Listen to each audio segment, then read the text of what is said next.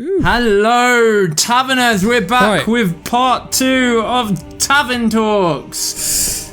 Good news, good stuff. Let's talk about good stuff, because I've been playing some pretty good shit. Yes, part 2 will now be what we are playing.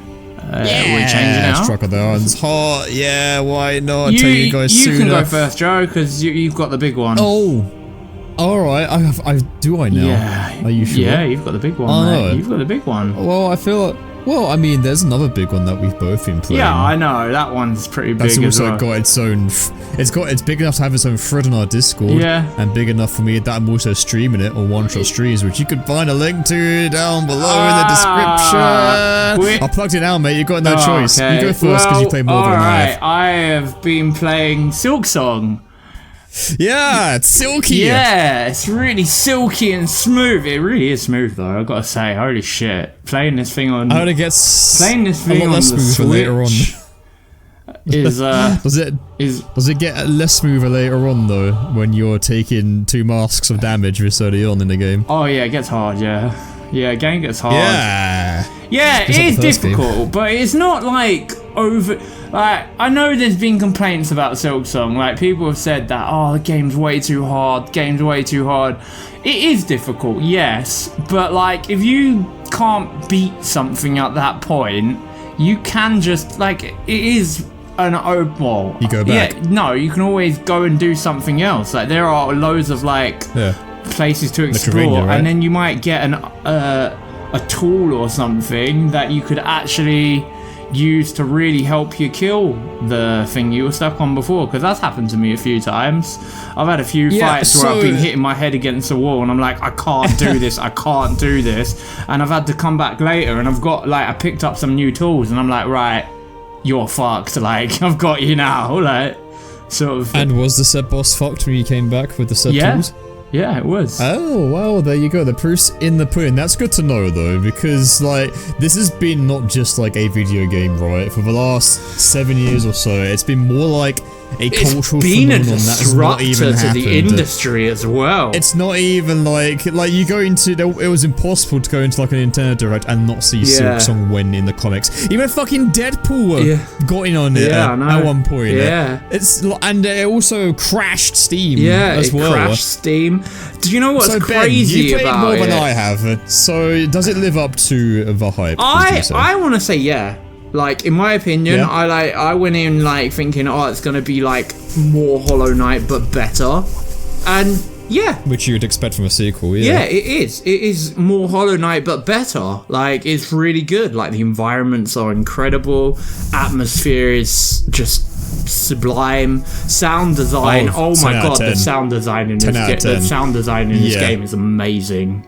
One thing that no one's going to complain about is the sound design. It's just, and the backgrounds are like immaculate. Like, they were great in Hollow Knight, but they're even better in Silksong. There's so many times in the streams where I've just stood there. There's like moments. I'm just taking it all in with my surround sound and my super pocket earphones as well. I'm just like, chat, just vibe with me for a little bit. This is like a perfect vibe right now. Like, it's a really early point. Like, it's right at the beginning of the game where you get out of like the church and then you just like walk and then like the stream of like animals just fly across as you go into what's it called, I was like, holy shit, yeah, like they're like, what, there's loads of points. What Hollow Knight does the best, Hollow Knight does loads of stuff like that. What it's really good at is when you transition from one area to the next. Because a lot of Metroidvanias, it's like, oh, you go down like Castlevania, you go down like a normal like generic corridor, it's really good at doing that. In a church.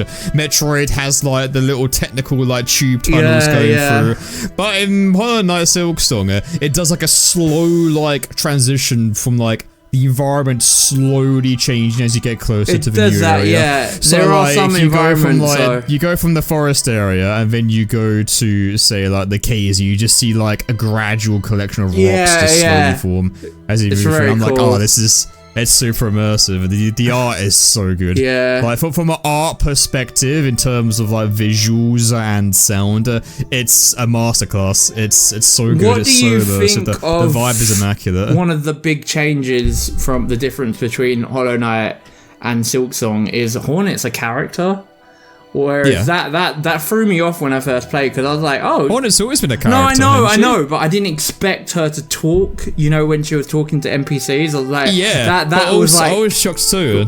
But at the same time, I'm like, well, she talks in main game, so it's cool that they've sort of not made her. They've not myified her from Persona 2, which is really awesome. They've retained her character on how she was in the OG. Really, I was a bit surprised at how like polite she is. Well, I mean, you know, she's royalty. It just goes to show that she just really hated the knight. I mean, for obvious reasons. Yeah. But these people, she's like super polite to them, and it's like, oh, I do like though. I'm glad she's a character. One of the funny things about it, having actually Hornet talk to NPCs, is like when they start, you know, like in Souls games, they speak like mumbo jumbo riddles, and then Hornet's literally like, what the fuck are you saying? Like, bruh, tell me what you mean in English. What? Can you spit more clearly, please? That is pretty funny though. Like, it's like you don't really get a pretty like player character reaction to what's going on. Yeah, it's like the riddles don't really feel riddly, because Hornet's like, right, no, you're gonna tell me this in like plain English. What the fuck am I doing? English, please, motherfucker. Do you speak it? Do you speak bug, mofo? Please. Yeah. Speaking of bugs, I really like the whole overall design for Hollow Knight. They're bug characters, and you normally go, ew, disgusting, but obviously so like the overall character designs, that they've made them so damn cute. They are adorable. And of course that spawned so much fan art of so many different games which have been Hollow Knight-ified, right? Yeah, it's just like a really cool staple art design. Gameplay though, so far, Ben, I've got to without spoiling it, I beat a major boss. I'm still on Act 1. Oh, okay. The boss involved bells. Oh, right. So you're okay, yeah. So you're at that town. Okay, yeah. I just got to that town. So, mate, there are like so many, because obviously you're doing this on stream. I will say though, like just like Hollow Knight, there's so much to explore in this game. There's so many areas to come across that you probably missed out right now. Like, oh, absolutely. Oh yeah, 100% missed out stuff. The thing is that they compensate with the bigger areas for the insane amount of like Hollow Knight endgame mobility that you get right off the bat with Silksong. Oh no, like, you are dashing, you are schmoving, you've got a funny back and forth animation, which I always do when I beat a boss. The pogo, and like the animations are so good as well. I noticed that when you pogo from an enemy, Hornet has 3 different animations. Yeah, she does. Yeah. It's basically the homing attack from Sonic Adventure 2, where Sonic also had 3 different homing attack animations. I refuse to believe that is not like a homing attack reference. Maybe. But no, great attention to detail, and you schmoove in this game. You do. The areas are very I feel like I don't even need it. Yeah, the areas are like really big, but they're so quick to get through, which also makes it feel like the world is actually smaller than it actually is, when it's actually more bigger than Hollow Knight. So it's kind of funny. It's like, oh, you're going so quick, but the map's actually way bigger than Hollow Knight's map. So yeah, it balances it out. You look at your map and you think, oh, it's kind of a small area, and then you're literally doing like a 1,000-yard sprint for about a minute through it. Yeah, it makes backtracking actually a lot easier as well. So, yeah, because speaking of how backtracking, boss runs, by the way. Speaking of how are they treating you? Speaking of what would you say? Sorry. How the boss runs treating you. Oh, they're not. People complain about those, but they're actually not. Yeah, that's what there's I'm only asking. one. There's only one. I have to say, there's only one that I hated. The others are like 30 seconds. Okay. Yeah. Oh, one of them's an Izalith run, is it? Yeah, one of them is horrible. One of them is actually you are gonna rage so hard when you get to this area. It's the worst area in the game. It is like, I have to say, it is like all the Miyazaki swamps combined. Whoa, it's horrible. Okay. Poison swamp area, is it? Horrible. It is absolutely, like, honestly, I raged so hard I had to turn off the game like multiple times. Holy shit. It can't be as bad as the caves in Hollow Knight with all the giant, like, worms. Oh, it's so much worse, honestly. It's worse than that? Oh man, I hate that area. Yeah, it's way worse than that. Oh, I won't even tell you about it. You got to experience it for your streams, man. Like, you'll know when you've hit it. Trust me. It'll be there. It'll be there for all to see when I do get to that part. Yeah, everyone's gonna tell you about it. It'd be horrible. Oh my god. But I will say, like, speaking of one of the other big changes that from Hollow Knight, obviously, to Silksong, is quests. There are quests. Yeah, there are side quests that have cool little symbols every single time you accept them. Yeah, I was actually surprised by there being quests. Because I was like, oh shit, cool, quests. That's really cool, you know. Because, do you know what? Good. I'll be honest. I find it difficult to follow them in the original Hollow Knight, so I'm glad that they're actually like listed in a menu, and there's a lot as well, so I figured, oh, let's like dive deep in the side quest like thing we're going for here. Yeah, there's loads. Like, and also, cool. You do the whole NPC, talk to NPC multiple times, because that's how you activate quests as well.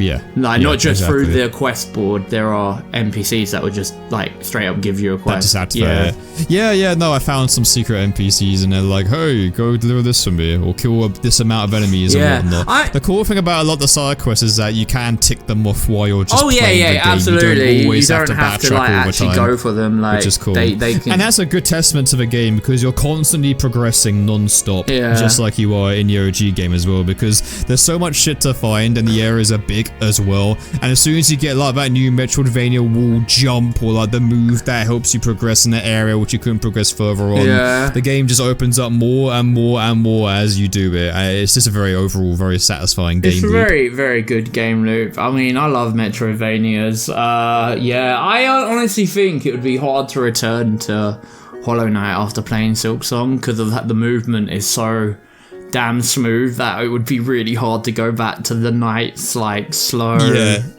If it was refined so far, which is good. I've had no problems with difficulty yet. Not yet. There's a lot of early game stuff. You're still on Act 1, mate. That's still the tutorial. Yeah. So I'm not holding my breath. But I've got 5 masks, and I'm just going through the mentality of that. Okay, I've not got 5 masks. I've got 3 masks. You don't actually have. That's overall giving me a much better time. Like those 2 extra masks on the top left are an illusion. That's just a bug. Ignore that. No pun honestly, intended. that is literally how you're dying in 3 hits. Yeah, that is honestly how it feels when you actually get a new mask. You're like, oh, so one more mask and I actually have a new mask. I'm getting my 6th mask and I'm gonna be like, oh great, I can now go from taking 3 hits to taking 3 hits. Let's fucking go. It's literally like that. It's like, you don't just get, when you get 1 new mask, you're like, oh. When you get 2, you're like, oh shit, I can take another hit. Yeah, that they're really valuable now, the mask. I hear a lot of people be complaining about that kind of being like artificial in terms of difficulty. No, that's not artificial in terms of difficulty. But the thing is that once again, it kind of compensates for having a far better use your tools. Honestly, if people are finding this game hard, I highly recommend using your tools. That is, use the tools, because because Hornet is way more of a glass cannon than the Knight is. Yeah. Like, the Knight can take more hits. The Knight was a little less mobile, but has some, like, big heavy hits as well. But the Hornet is really fucking fast and has a lot of tools to work with as well. You get loads of tools. You unlock loads of tools. I've been chucking them. Oh, it's been random bullshit going non-stop for most of the bosses I fought on my tools. Yeah. My only problem that I'm dealing with so far in the early game, as of so far, is the economy. Oh god, it robs you blind. Honestly, everything in the game wants you to pay for something. Everything. Yeah. There's a minor spoiler. I got to a tavern and the guy's like, do you want a drink? He'll heal you. I'm like, okay. Took the drink. It cost about 20, what are they called again? Yeah. Not Geodudes. The other thing. The red ones. Yeah. And right next to him was a bed that I didn't even see. Yeah. So I spent 20 for literally nothing because the full heal was right there for free. Yeah. It's that kind of shit where it robs you blind and almost praising your gullibility, like you're fucking Kiryu. Oh, there's a lot of like nasty, like you'll find like later. There's a lot of like nasty, like you buy something and it was like, oh, I didn't even need to. Yeah, the banker from the OG Hollow Knight was a prototype for the shit that this game is gonna pull. This game's not like, there are some moments in this game where I'm like, the devs are actually sadistic. So yeah, oh yeah, they want to bully you at some point. I've yet to find a boss that I found that's bullshit. You're definitely gonna come across a few. I can't wait, because my first lock-in, my first sort of like flow state that I went into was the boss that I last beat. Oh yeah, I know which one you're talking about. The one with the bells. That was like the first I'd say that's like the first proper boss. Yeah, I agree. That was my first lock-in moment because I'm gonna get my shit rocked if I lose my flow state kind of thing. But no, really fun so far. Yeah, it's Digging good it game. loads. Atmosphere's incredible. I'm reserving my judgment though still because I'm only in Act 1, but my early impressions are very good. Yeah. Very good as well. You got a lot of good stuff to come. Some incredible highs and some absolutely incredible lows worth the as well. money. Oh yeah, that's the thing I was going to say, far. yeah. Hollow Knight Silksong is actually a disruptor to the industry, because Team Cherry could have easily sold this game for like 40 quid. Like, easily. Oh yeah, but they came out and they were like, sold a no, we want loads of people to absolutely. play it, so it's 17. It's like, it's crazy because like I've only played the first 6 hours of it. And I can tell how jam-packed with content this game is. And it's gonna get like, DLC all my as well. friends are beating it, and they're like, "Oh yeah, I beat it in 40 hours. I beat it in 50 hours, and of course there'll be DLC too." And I'm like, "Wow, all this for like this quality of content as well for 17 quid. For only 17 quid that's nuts. Is a real shake-up. And it's like it crashed the Steam store. Yeah, it really disrupted the industry. Not a lot of devs can say that about their game. No, not at all. Not an indie game anyway. Not like an independent, like made by 3 people, right? Like Team Cherry's like really small. Yeah, I can tell. I can honestly though. I play it again. I'm like, yeah, I can sort of see why it took so long for the game to come out. Those backgrounds must have taken years to make. It's nuts as well because the average gamer is just gonna zoom past that shit without really. But I say that, but honestly, like I've been sprinting through a level, but I can't begin to tell you how many times I've just stopped. Do you know? Like, wow, there's look like at this background. There's like so many like interactive things as well. Like you won't even notice this, but there's like little ants on the floor, and if you like wait a little minute where these ants are, they'll pick up your money and just take it underground. They'll just carry it, and you wait, what? Yeah, it's like little ants. Like what? When you say they take money, do they take it from you? No. You know when you kill like floor? a dead a creature and it spews like money or whatever. Yeah. If you leave it, like these little ants will just come and pick it up if they're nearby and just like take it away, and you can watch them like take it away. Oh my god, not in this economy. I'm getting that shit first. Yeah. No way. No, it's like little details like that in like areas, like these little like things that you wouldn't even notice. Like it's mad. Yeah, there's a ton of environmental like things you can whack that do nothing but are just there for purpose. Yeah, it's great. Oh no, it's great. But Joe, just walking around spamming square just like the OG Hollow Knight. Yeah.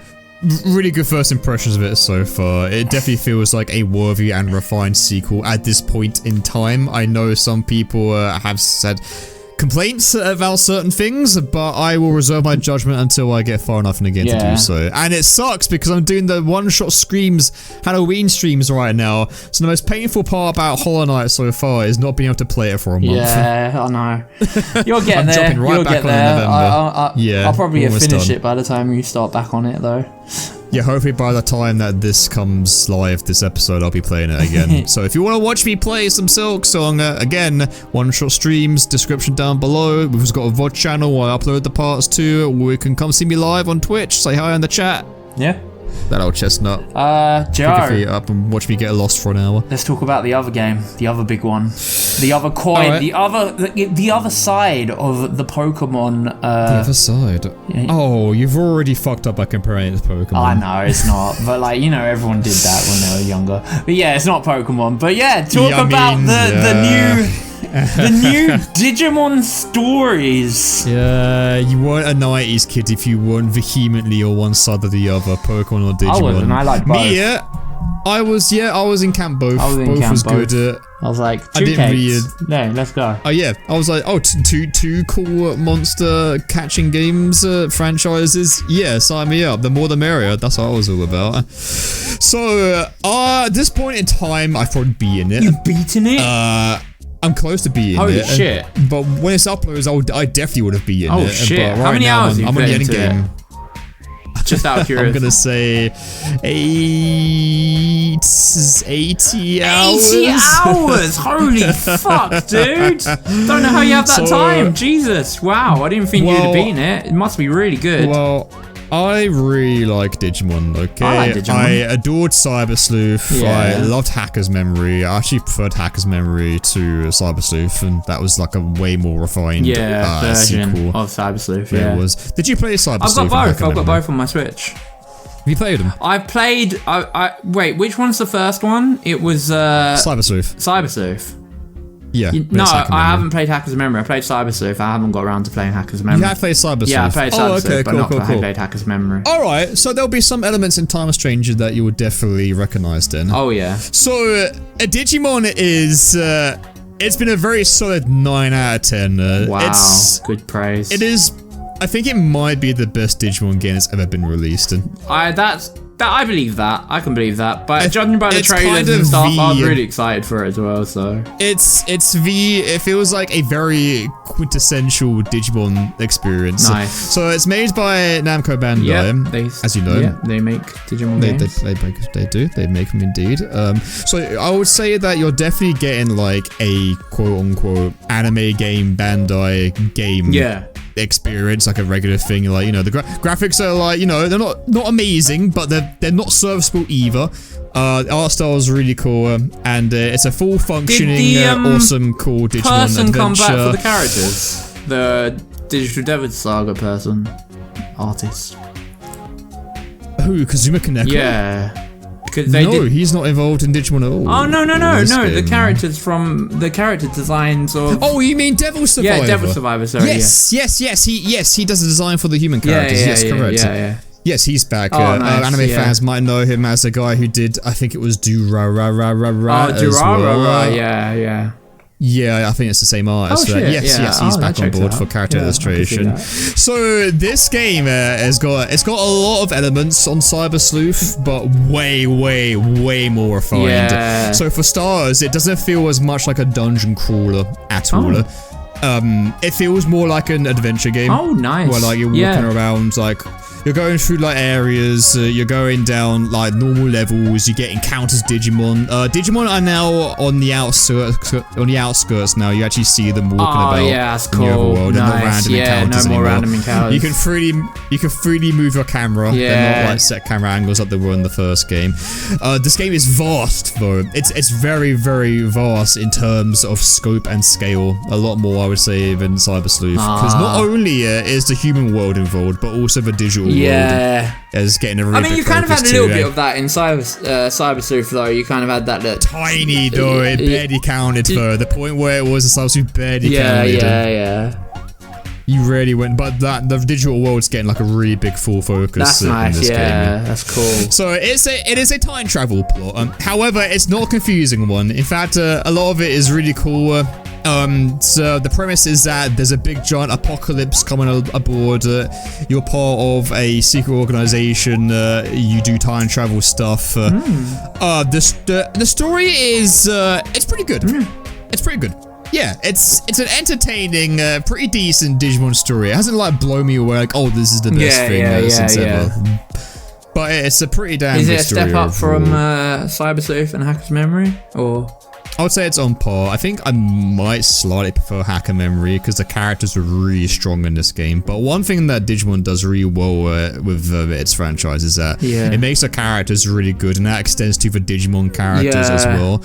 There's quite a lot of characters in Digimon, and depending on what area you're in the digital world, there are like certain characters that are more prominent there. And you kind of see, and the cool thing about Digimon is that you see them like obviously change forms with their own personal growth as well, which is what Time Stranger's got plenty of as well. And the characters, once again, are one of the strongest things about the story for Time Stranger. A lot of it can get really cheesy later on, but a lot of the cheesiness is kind of a feather in its cap a lot, because you do kind of get attached. And a lot of the stuff to do with the game is that you're part of an organization. You're here to stop anomalies, to stop the apocalypse happening. That sounds like a cool premise. And like, So like you're being buddy with Digimon and some human characters who are with you, and then your operator chimes and she's like, I don't like the looks of these people. These could be anomalies, and she won't stop reminding you a lot of the time, which is a meme on its own. Yeah. But yeah, no, the story is really good. The character designs are really cool. The Digimon are awesome. Speaking of, there's like 450 of these guys, and there's loads of new ones as well. Actually, there were quite a lot in Cyber Sleuth. Actually, there yeah. Quite a lot so in there. they do reuse a lot of Digimon models and obviously animations, which is a given. I mean, you want to do that. SMT does it as well. Pokemon does it non-fucking stop. Makes sense. But there to compensate, there's like so many new Digimon, man. There's an insane amount, from old games, more from Tamers, more from Adventure. Nice. For those of you who have watched like the first Digimon Adventure like stuff back when you were a kid, which is what I did, you'll be right at home with this game. Tamers was good. I think people. Tamers is wicked. Yeah, I'm behind though on the modern Digimon stuff. I don't watch any of the modern stuff. I stopped after. I think it was after Tamers actually. That was like the third season. I stopped after the third season. Oh, okay, yeah. That's when. That's the one where they're in the real world, but the Digimon are in the real world with them. Yeah. A lot of no matter where you come from, Digimon, you're gonna get a really juicy slice of the cake with Time Stranger in terms of Digimon that are included in. So the way the gameplay works is a little bit different. In fact, I would say it is quite vastly different actually from Cyber Sleuth. Besides the fact that, you know, you've got your turn-based combat, you got your level ups, that's quite similar to how it works in Cyber Sleuth, as you know. Okay, yeah. What's but there's a lot more things you've got to consider now. A lot of wrinkles, actually. Yeah. So there are personalities and skills in this game. Interesting. And they help kind of dictate where your stats are going to be more focused on. So, for example, if you've got a brave Digimon, it's going to get more bonuses in its attack stat.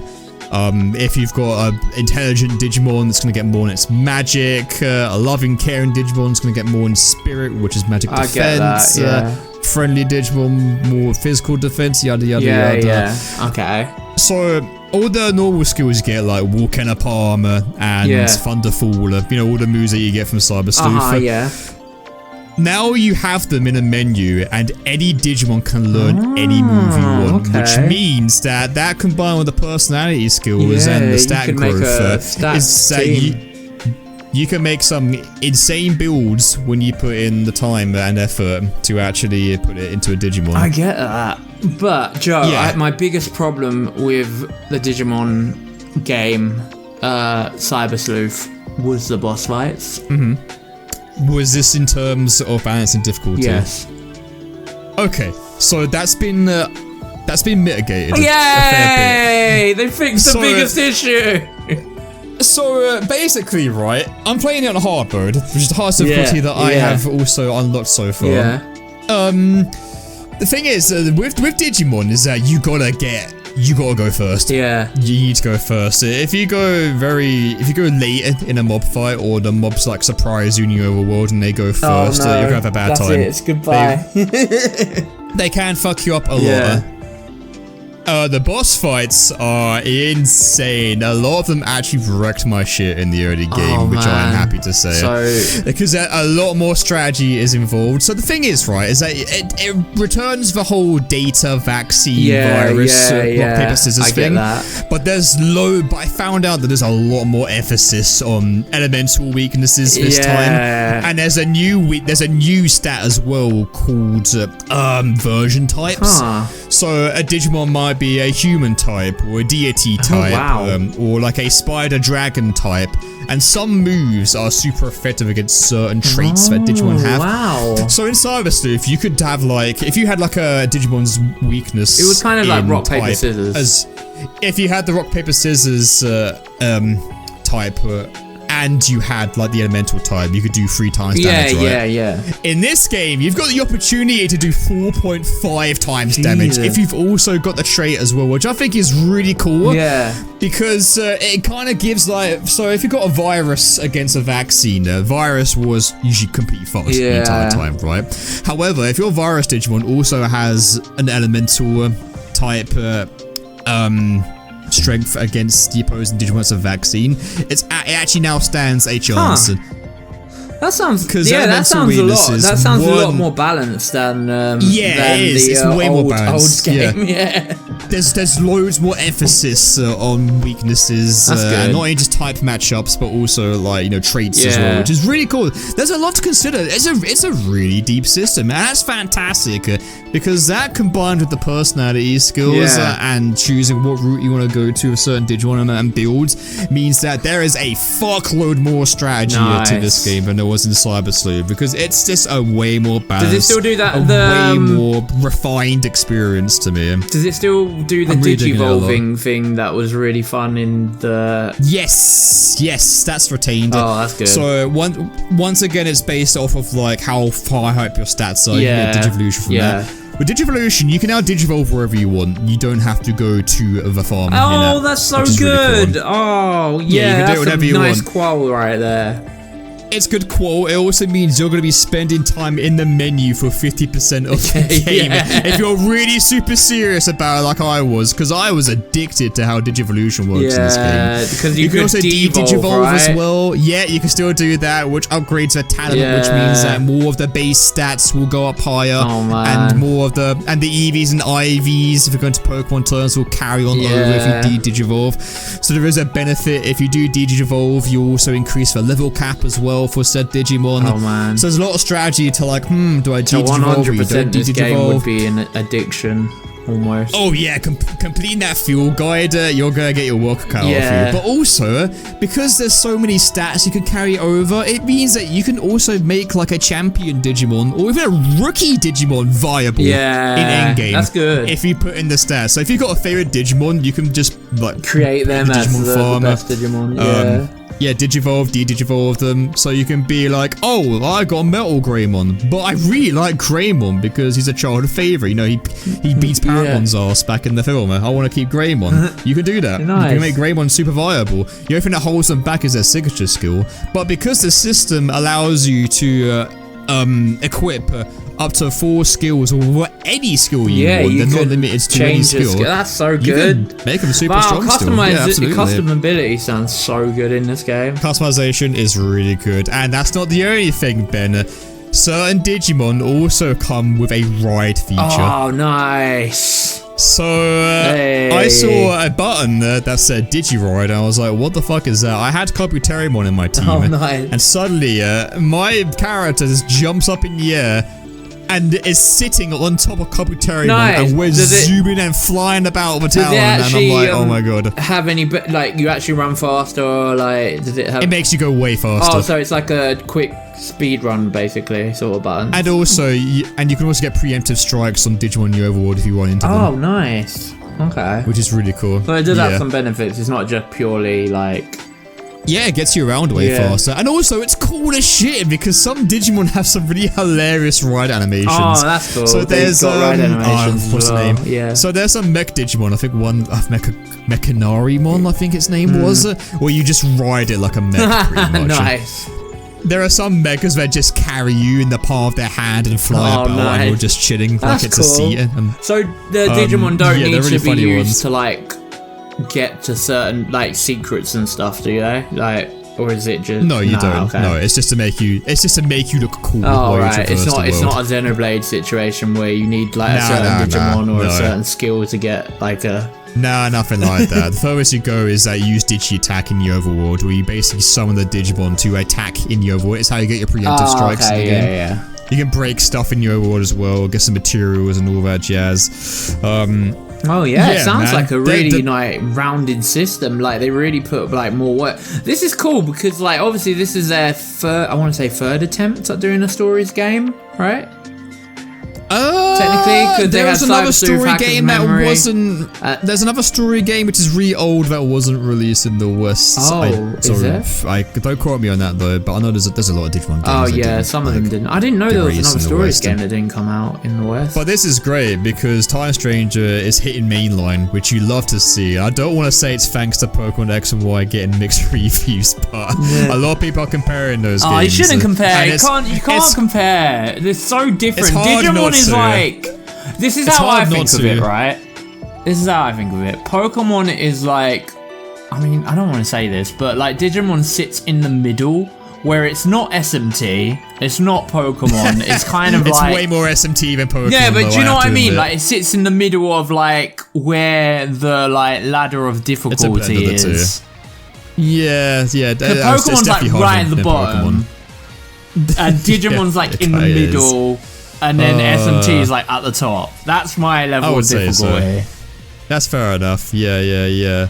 I would say so. Yeah, absolutely. Another SMT thing that they carried on is that your human character, your agent, actually does stuff in fights. Hey, nice. So not only because that wasn't a thing in the old one. Yeah. No. So they're not just an item dispenser anymore. They actually take part in the fights. Stuff. Nice. Yeah, there's a thing called cross arts in the game, and you can customize your cross art to do things such as you can give Digimon full buffs for 3 turns if you want. You can also just straight up shoot a Digimon. Like your Digivice is a gun, which is really funny. Yeah. A bit of Persona. So I was constantly like making like, oh, my friends, the power of friendship, and this gun that I picked up like memes as I was playing along. Oh my god! I was going for the attack cross arts because they took off massive chunks of the bosses, which I really enjoy. Oh, that's cool that the human character actually does something now, like not just healing a Digimon. It's like actually, oh shit, they're involved. Yeah, you can only take one cross art with you in one battle, so you have to prepare accordingly. But I just want to do big damage. I want my human character to just shoot this Digimon and take off a chunk of their health. But you can have cross arts like revive your Digimon, debuff enemy Digimon. You can do it if they can tank a hit for 1 turn, so if a boss Digimon is preparing a really big attack, you can defend it. Also with bosses, by the way, bosses are massive now. The Digimon you fight are now to scale. Oh, wow. So Paramon is fucking massive. You fight Paramon on top of a giant electric tower, and there's a big thunderstorm going on in the background. They're very cool cinematic experiences now. Nice, that's cool. And what boss fights do now is that what they'll sometimes do is that they'll prep a massive attack, and then you can what they'll do is that I love it when bosses do that though. It gives you strategy. So yeah, the way you can prepare for it, right, is that you can either hunker up, get your heals and get your buffs in and defend because there's guards in this game as well, or you can attack an individual part of the boss that has its own separate I love it when health you can meter. attack parts of bodies. Yeah. And if you break the part, the boss does not get its move off and it's stunned for another round. So it's a very high risk, very like metaphor endeavor. Fantasio right there. It's a very Atlas thing, absolutely. Yeah. Where you can choose to either guard or go for the attack. Absolutely. Namco learning from Atlas a bit. And with the big emphasis on weaknesses and types, way more than it was in Cyber Sleuth, and the cross arts, there's just so much shit that you can strategize with. I really hope it comes to Switch, because obviously I don't have a PS5 and... It should do. I reckon it will. I reckon it can. Like, it can definitely take... Switch 2 could definitely run this. Yeah. There's so much qual in this game. There's a boatload of qual. And another thing I've got to give credit to is the Digifarm. Oh, man. So... This time, instead of just separate islands, the Digifarm is just one big massive island. And the way it works is that you you used to like leave Digimon on a separate island, and they all had to train at once in one stat for about 30 minutes or something. Yeah. Oh, okay. Well, now it just goes for one. It goes individually now. So you put one Digimon in the island. You're like, okay, I want you to go on the training pad, get your attack up, and move your personality to a skill that I want. And you just leave them in there for 15 minutes. It's not everyone now. It's not like a big chunk. You just focus individually on each Digimon, on where you want them to go and what path you want to take. Planning is really fun and proper essential in this game, and Digifarm's really good at that. Nice. The only thing with Digifarm is that I found myself leaving and entering it more often than not, because for some reason you can't check the specs for Digivolutions while you're actually in the farm. You've got to leave and then you check it that way, which is a little bit of a nitpick, to be honest. You can't check it in the farm. That's a bit weird. But I imagine there'll be a patch out or address that. I kind of got used to it, to be honest. But there are times where I would be like, okay, I've got a spar left to increase speed to spirit. I've got a treadmill to increase speed, but what do my Digimon need in stats to digivolve? And I kept like leaving it and going like, okay, you need speed, you need attack, you need defense, so like count each Digimon. Oh right, and then having to remember it. The Digifarm, and then having to remember it, yeah, which got a little bit grating. That's a bit weird. You'd think they would add with all that qual. Yeah, it's a bit of a minor nitpick, but it's fine. It's whatever. But yeah. The music is really good as well. It's also got the convert load stuff where you fight a certain Digimon enemy and then you can just load them in and then you either have them as a partner. Yeah, well after you fought them a certain amount of times you can capture them or whatever, isn't it? Yeah, exactly, yeah.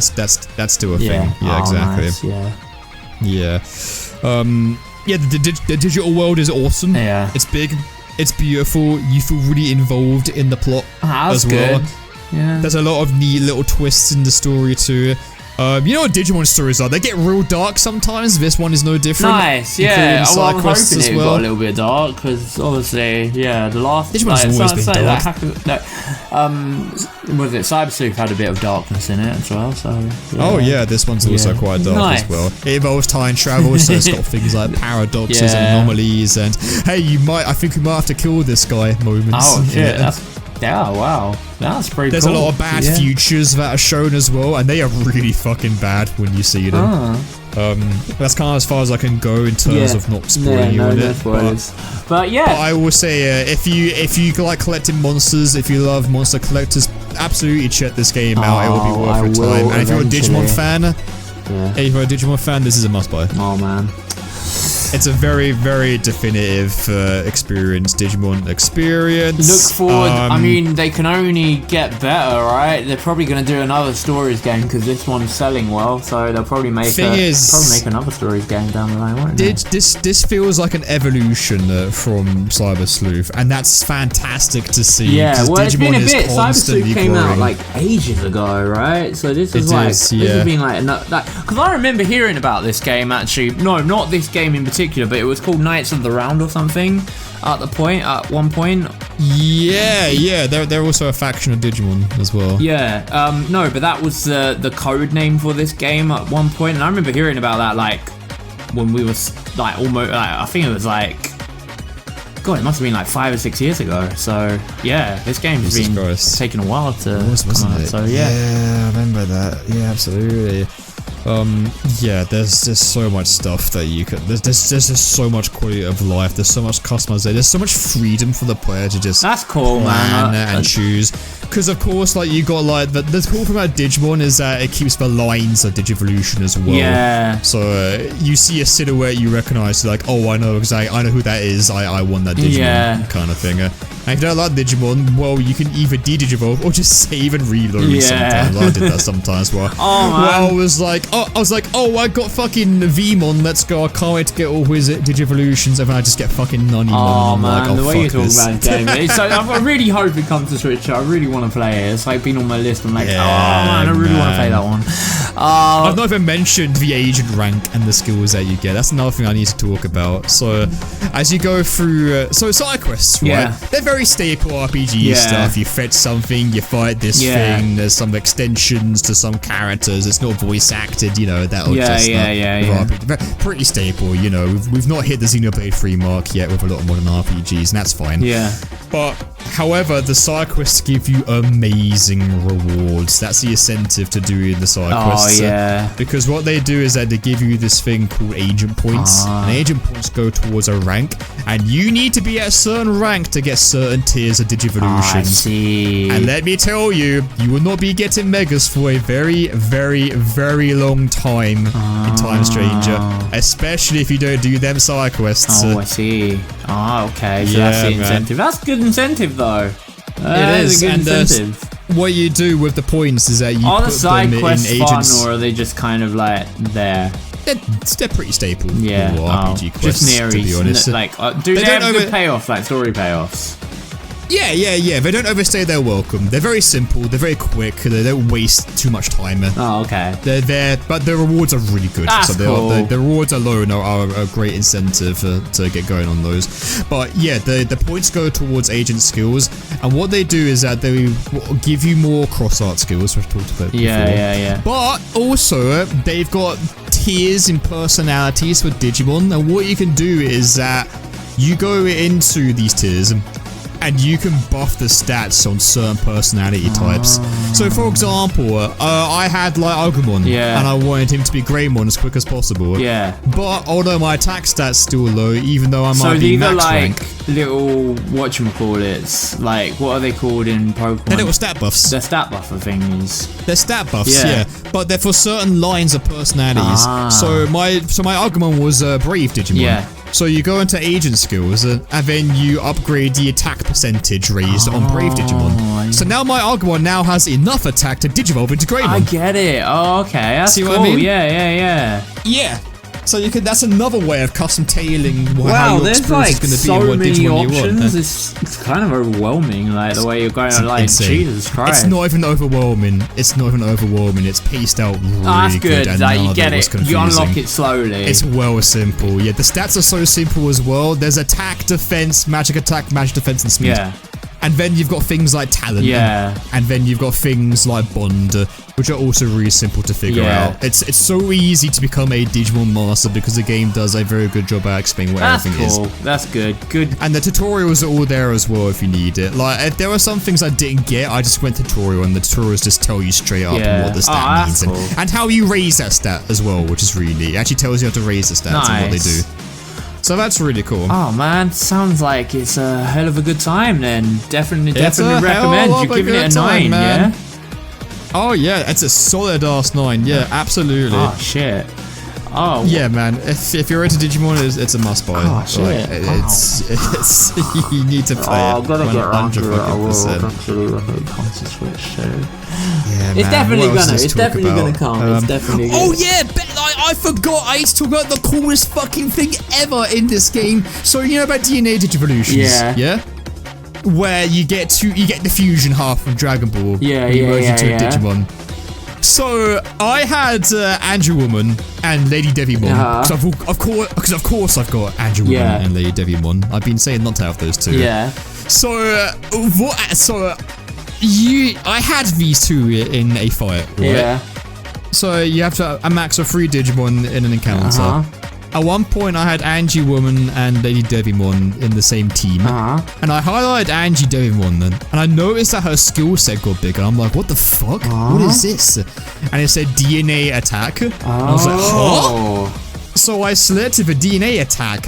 And I shit you not, in the fight, Angie Woman and Lady Devimon temporarily digivolved into Mastermon to do the attack before I had a chance to actually digivolve them proper into the Digimon. So you get access to if you know the game giant fuck off attacks if you know the pairing. That's handy. It's so cool. The only drawback is that it uses up both of the Digimon's turns in terms of balancing. Yeah. Gotta have some sort of... I could not believe it when I saw it. That kind of solidified like how much I was enjoying this game. Good strategy. Yeah. Oh, that's you can cool, actually man. DNA Digivolve temporarily on the fly if you've got the correct combination of Digimon on the field with you. That's so good. It's so cool, man. It's so awesome. If you've got War Greymon and Metal Garurumon, guess what? You can just use Transcendent Sword and end an encounter. Is that like something you unlock like later on in the game, or is it just something there from the start? No, it's there from the start. Oh wow, that's mad. Obviously, it's only ultimate types and mega types like so DNA you do Digivolve. So by that point, it will be higher ranks to be able to. Oh yeah, of course. Oh, well, that's still cool, man. Yeah, game sounds like it's got a lot of bite to it, a lot of meat. It's really good. So much content. There's so much content. It's absolutely worth the money, mate. And also, there's a Mega Plus difficulty, which is an ultra hard mode, which is not actually included in the past games. After you beat the game, you get it. Yeah. I'm guessing you'll be jumping back into it. Oh shit, you're gonna go round 2 right after round 1? Holy shit. Game's got a chokehold on me. It's actually a Game of the Year contender. Holy shit. Oh man. It's really good. It's really good. I mean, Digimon is constantly taking a step in the right direction. It feels like it's evolving, and I cannot wait to see what they do for the next Digimon game, because wow, this is a fantastic the next Digimon game. Stories Great game, right? Like that's like the mainline series now. Yeah, I feel like Digimon Stories rocks. is literally like the mainline Digimon series now. It feels like it now, yeah, especially in the West. I still absolutely. not played the other Digimon game. What was it called? It used to be Digimon Survivors. World back Digimon in the day. Survive, I think. I've not played Survive either. That's a visual novel game. Yeah, that's a visual novel game, yeah. I've not played it either, but my friend who's an even bigger Digimon fan than I am has played it, and he's like, it's definitely not as good as the other Digimon games. Okay. It's a black sheep in modern Digimon gaming. But no, get Time Stranger. Time Stranger. I will eventually get Time Stranger when it comes to a platform that I can actually play on. Worth every penny. 100%. Great stuff. Enjoying it so much. Alright. Well, I think, like, honestly, those two games are, like, the big ones, because, like, I haven't got really anything else I've been playing, because Silksong's been taking up my time when I've been able to play stuff. Oh man, I did pick up. I haven't really got around to playing it though yet, but I did actually pick up Mario Galaxy 1 and 2. But everyone knows those. Mario Galaxy 1 and 2. Yeah, it's Mario Galaxy 1 and 2. How much was that? How much did you get it for? Just to like see, like, because obviously I am gonna play them. What is it like? Do you know what, man? I will say though, playing those on like the handheld, like, are magical. Like, it's honestly like, wow, like, this looks so good on handheld. And so they didn't pull a Mario collection like before on the Switch one? No, they actually redid a lot of the textures are redone. So, like, it really is, like, really up-resed. Like, it looks really good. And even on the screen, it looks good. I will say, though, because obviously, you know the star pointer, right? When you're playing in handheld, how do you get around that sort of thing? I'm actually quite surprised at how well it actually works. You kind of have because I forgot, like, the Switch has like a gyro, like when you're like, you use like, you just kind of like gently move the screen around to move the star pointer, just if you're playing in handheld mode, and it works really well. I thought it'd be like really like cumbersome and annoying, but honestly, it sounds it on paper. It sounds it on paper, but honestly, you'd hardly notice it. You kind of naturally do it anyway, so it's like, oh, that's good. Yeah, cool. It actually is Mario Galaxy. Yeah, Mario Galaxy. The new content. I haven't got to the new content. I know there's like extra Rosalina storybook chapters and stuff, but I've not got to those yet. Fair deuce. And fair dinkum. I'm looking forward to when I'm playing through Mario Galaxy 1, but I'll give my verdict, because I don't even remember like Galaxy 2, so I'm kind of excited to like go into that. I haven't played it. Yeah. Oh, you never played 2, have you? 2 was really good. I mean, I remember liking 2 like more than 1, but I've been ages, so. I'm really enjoying 1 though. Game's still really creative. Like, you forget. Still Mario Galaxy. You forget how creative Mario Galaxy is. Mario Galaxy is like top tier. It's the reason why I find it the best. Absolutely, it's one of my favorite Mario game. That one, Galaxy 1. Yeah, it's really good. Yeah. Yeah, man. Those are the games we've been playing, right? Yeah, honestly, like, that's it. I think that'll do. Thank you so much for what. Thanks, guys. Silksong's been great. Digimon Time Stranger is amazing. Loved him loads. My only disappointment is that you can't ride Angel Woman. No, you can't ride the Angel Woman. You can't ride the mummy. There's no bridal carry animation. No bridal. Yeah, I would have been good. Patch it in. You just know what we want. You all know what we want. We're Digimon fans. You've seen those designs. You know what we want. Well, guys. Why do carry me? Next time we'll be back with part 3, which will be IRL, I reckon. Angie, whoa, man. IRL will be next, I think. Yeah, I reckon IRL will be next. All right, we'll see you next time. I want to talk about Angel Woman more. Take care, everyone.